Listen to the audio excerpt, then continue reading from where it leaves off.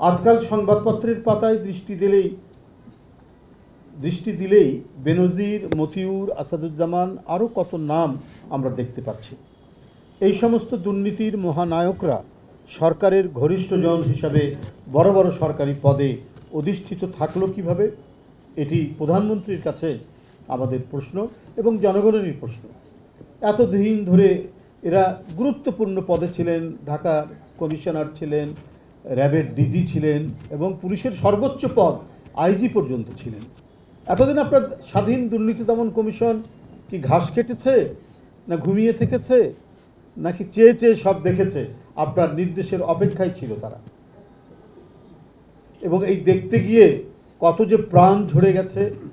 শেখ হাসিনাকে খুশি করতে, জনগণের আন্দোলনকে দমন করতে এরা কত প্রাণ কেড়ে নিয়েছে। গণতন্ত্রকামী মানুষের কতজনকে যে তারা পঙ্গু করেছে, অন্ধ করেছে, তার কোনো ইয়াত্তা নেই।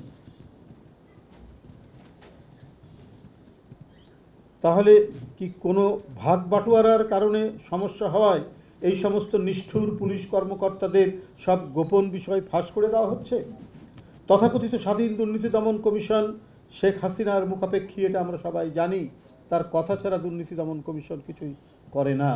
যা বলবে তাই শুনবে তারা, সেভাবেই তারা কাজ করবে। তাদের দলের লোক সব ধোয়া তুলসী পাতা, চাক্ষুষ বড় বড় দুর্নীতির মহাকাণ্ড, মহাকাব্য আমরা দেখছি, কিছুই বলে না। আর বিরোধী দলের নেতাদের নামে, বিএনপির নেতাদের নামে একের পর এক তারা মামলা দিয়ে রেখেছেন। তাদের আন্দোলনের ফসল মঈনুদ্দিন ফখরুদ্দিন, সেটাকেই তারা একেবারে নানাভাবে জীবিত রাখার চেষ্টা করছেন এবং সাজা দিয়েছেন। তার মধ্যে দেশনেত্রী বেগম খালেদা জিয়া, যে মামলার সাথে তার কোনো সম্পর্ক নেই, সেই মামলা সাজিয়ে নিয়ে এসে এই দুর্নীতি দমন কমিশন দিয়ে মিথ্যা মামলায় তাকে ফরমাইশি সাজা দিয়ে আজ কত নিষ্ঠুরভাবে নিপীড়ন, নির্যাতন চালানো হচ্ছে। তার চিকিৎসা নেওয়ার যে মানবাধিকার, সেটাকেও বঞ্চিত করেছে। মানে প্রচণ্ড আক্রোশবশত ডামি সরকারের প্রধানমন্ত্রী। তার কোনো শক্ত মেরুদণ্ড নেই, অর্থাৎ দুর্নীতি দমন কমিশনের। কিন্তু সরকারের নির্দেশ মতো বিরোধী দলকে নির্যাতন করা আওয়ামী দুর্নীতি দমন কমিশনের কাজ।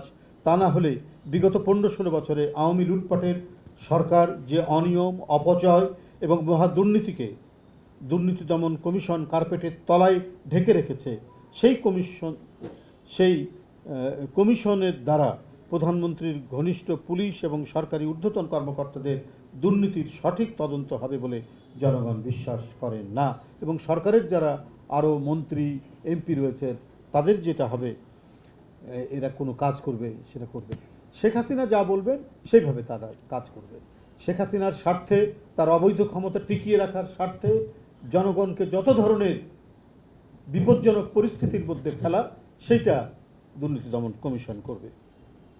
বন্ধুরা আমার, পর্দাকাণ্ড, বালিশকাণ্ড থেকে শুরু করে মতিউর কাণ্ড পর্যন্ত অসংখ্য কাণ্ড কারখানা এবং পাচারকৃত লুটের টাকার অনুসন্ধানে উদাসীনতা দীর্ঘ 1.5 দশক ধরে জনগণ দেখে আসছে।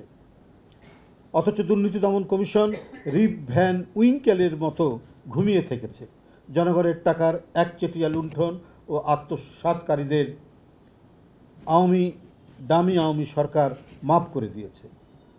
গায়ে দুর্নীতির কালিমাখা আওয়ামী সরকার দুর্নীতির বিরুদ্ধে অবস্থান নেওয়াটা জাতীয় কৌতুক ছাড়া আর কিছু নয়।